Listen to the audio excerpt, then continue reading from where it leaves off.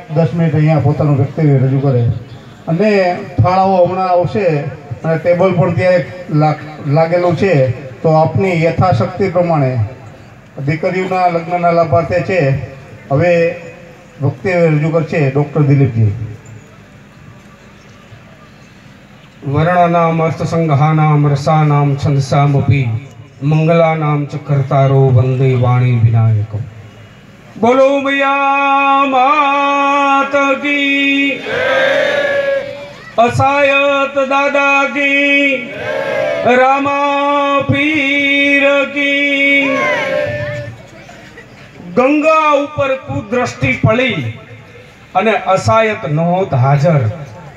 ગંગા ઉપર કુદ્રષ્ટિ પડી અને અસાયત ન હોત હયાત તો પાટીદાર કેરું કુળ આજ મુસ્લિમ હારે પડખા. જે ઇતિહાસ બતાવ્યો કમલેશભાઈએ, અમારા કમલભાઈએ, મિત્ર, એને એક અલાઉદ્દીન ખિલજીના જે સુબા હતા એને શરત મૂકી હતી કા ગંગાનો બાપ હેમાળો પટેલ એ પટેલના અગ્રણી હતા અને ત્યારથી પટેલ પાટીદાર માંથી થયા કે જે અગ્રણી હતા તે નાજના.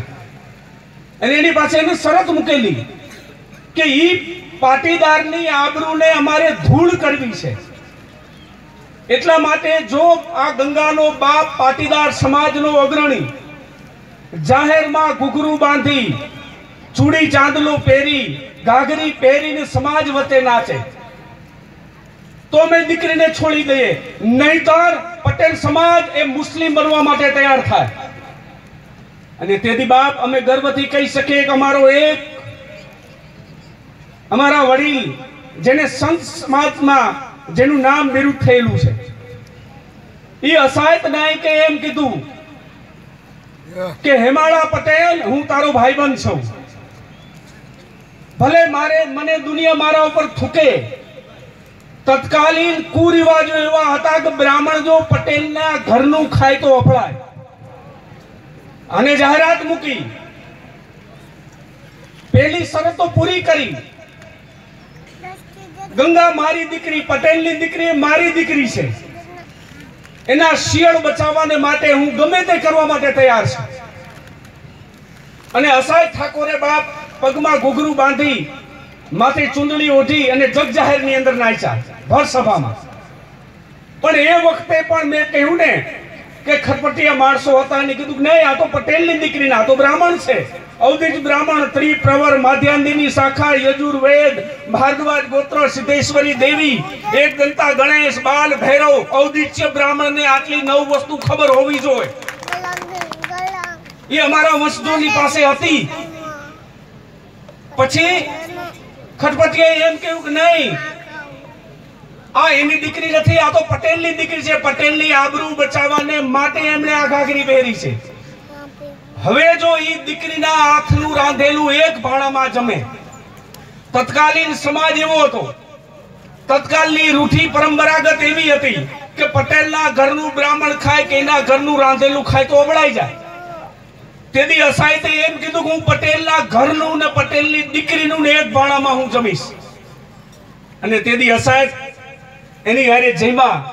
અને તત્કાલીન બધા જેવા ન હોય, કારણ કે આ તો બ્રાહ્મણત્વ છે, બધાની પાસે આવું શ્રેષ્ઠ જ્ઞાન જ હોય. પણ અમુક જે લેભાગુ માણસો હતા એની જો હુકમી હતી એટલે અવધેજ બ્રાહ્મણ માંથી નાત બહાર મૂક્યા. 3 ભાઈનો ઇતિહાસ આપણે જોયો. ઈ 3 ગાળા થયા એના વંશ વેલા. એમાંથી 3 ઘરા હતા પેલા, પછી 3 ગાળા અને હવે 3 ગાળા. આ શબ્દ આવ્યો છે. આજ ખાસ આનંદની વાત તો એ છે કે પટેલ સમાજના કોઈ પણ કાર્યની અંદર વ્યાસના લોકોએ અસંખ્ય ડાયરાઓ લઈ દીધા છે.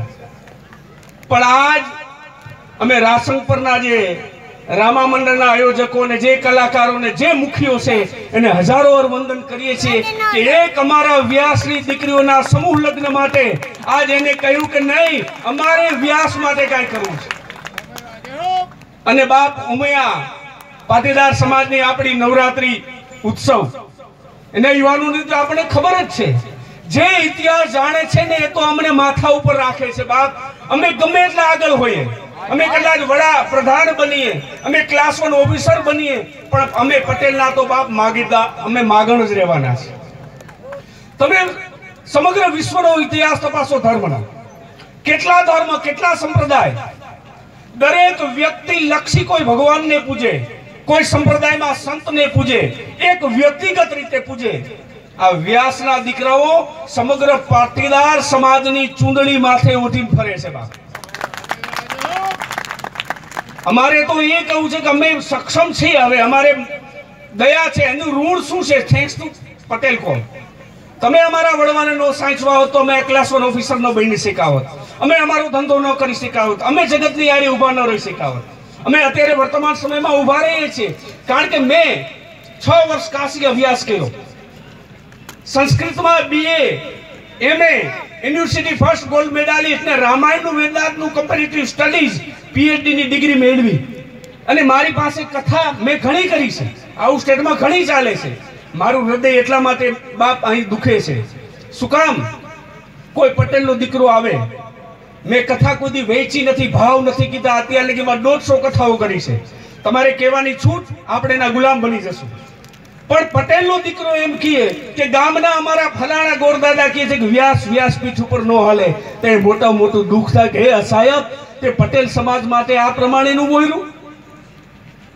પટેલનો દીકરો એમ કે, અને ક્યાં લખ્યું છે ભાગવતમાં? બતાવે.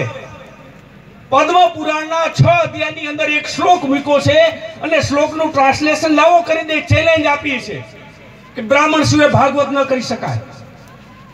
કઈ જગ્યાએ લખ્યું છે? રમેશભાઈ ઓજાની સાથે પણ ચર્ચા થયેલી છે. મને બતાવે કઈ જગ્યાએ. હા, પદ્મ પુરાણના 6થા અધ્યાયની અંદર એક શ્લોક મૂક્યો છે અને ગુજરાતી ટ્રાન્સલેશન કરીને મૂકી દીધું, એટલે અમને હાવ કાઢી નાખ્યા. વિચાર કરો, ગામની અંદર જેટલા વાવાયા છે, અમારી હૃદયની વાત કરીએ છીએ. સુતાર હોય તો હથોડી પકડી લે તો જીવન ગુજારે, લુહાર હોય તો સીણી પકડી લે તો જીવન ગુજારે, વાણંદ હોય તો હજીઓ પકડી લે તો જીવન ગુજારે, કોઈ બાવાજી હોય તો મંદિર પકડી લે તો જીવન ગુજારે, બ્રાહ્મણ હોય તો 5 શ્લોક આવડી જાય એટલે જીવન ગુજારે. અમારા બાપ દાદાનો ધંધો હાવ ભરી ભાંગ્યો. શું કામ? કે આપણે આધુનિક બન્યા, ખોટા ઇતિહાસની આપણે ખબર નથી. અમારે હાથ જોડીને વિનંતી છે પટેલ સમાજને, અમે બાપ ગમે એટલા આગળ જશું ને, પણ તમારા માગણ કહેવાશું. શું કામ? કે અમે કદાચ આજ સક્ષમ છે, અમારી ત્રીજી પેઢી પાંગળી થાય ને તો તમે અમારી ખેતી છો, તમારા આધારે જ અમે જીવીએ છીએ. અને અમારા દીકરીના સમૂહ લગ્ન છે, વ્યાસની દીકરીના સમૂહ લગ્ન હોય ને બાપ, એની જવાબદારી પટેલ સમાજની હોય કે અમે ઉપાડી લઈએ છીએ. કારણ કે આટલા અમે મોરબીની અંદર સમૂહ લગ્ન કર્યા છે, અમને ખબર છે પટેલ સમાજ માથે હંમેશા રિયો જ છે. પણ જે યંગ જનરેશન મારા ભાઈ બહેનો રહ્યા ને, અને ખરેખર ઇતિહાસની ખબર નથી ને, એટલે અમને હાવ અછડતા માનવા લાગ્યા છે. અમે અગ્નિ ઉપાસક છે, ત્રિ ગાયત્રી કરીએ છીએ, વેદ વેદાંગની ચર્ચા કરી હોય તો આવે, આમાં માસડા નાખે તૈયાર છે. વેદથી માંડી વર્તમાન કોઈ પણ પુરાણના શાસ્ત્રોની ચર્ચા કરીએ તો અમે તૈયાર બેઠા છે. કેમ? કારણ કે અમારી પાસે પણ લોહી બ્રાહ્મણનું છે બાપ. પણ છતાં એ સમયમાં અમે ગુલામ હતા, હજી અમે ગુલામ. આપણા પટેલ સમાજમાં ઘણા ઇતિહાસો હતા.